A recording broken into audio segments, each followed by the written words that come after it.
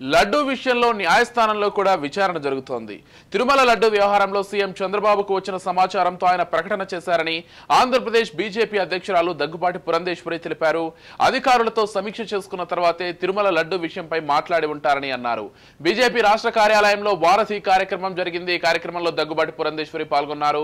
ప్రజల నుంచి అర్జీలు స్వీకరించి ఆయా సమస్యలపై అధికారులతో మాట్లాడారు. సీఎంగా ఆయన అపచారం జరిగిన విషయాన్ని ప్రజలకు తెలియచెప్పి ఉంటారని చెప్పారు. ప్రభుత్వాలు తీసుకున్న నిర్ణయాలు ఎలా అమలు అవుతున్నాయనేది పరిగణలోకి కోర్టు తీసుకుంటుందని అన్నారు.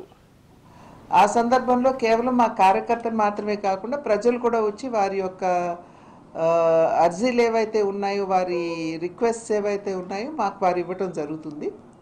ఆ సందర్భంలో సాధారణంగా వెంటనే వీలైతే సంబంధించినటువంటి అధికారులకి ఫోన్ చేసి వెంటనే దాన్ని సాల్వ్ చేయమని చెప్పి వాళ్ళకి రిక్వెస్ట్ చేయడం జరుగుతుంది.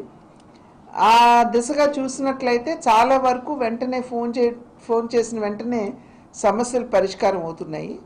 చాలా వరకు కూడా భూమికి సంబంధించిన విషయాలు, అదేవిధంగా ట్రాన్స్ఫర్స్కి సంబంధించినటువంటి విషయాలు, కొంతమంది ఉపాధి అని చెప్పి రావడం, ఇవన్నీ సాధారణంగా జరుగుతాయి.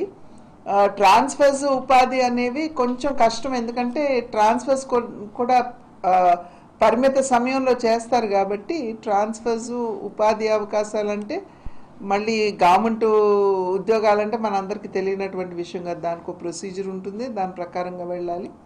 ప్రైవేట్ వాళ్ళకి వీలైనంత వరకు ఒకవేళ ప్రైవేట్ ఉపాధి అని అంటే కనుక వాళ్ళకి ఫోన్ చేసి రిక్వెస్ట్ చేయటం జరుగుతున్నటువంటి విషయం.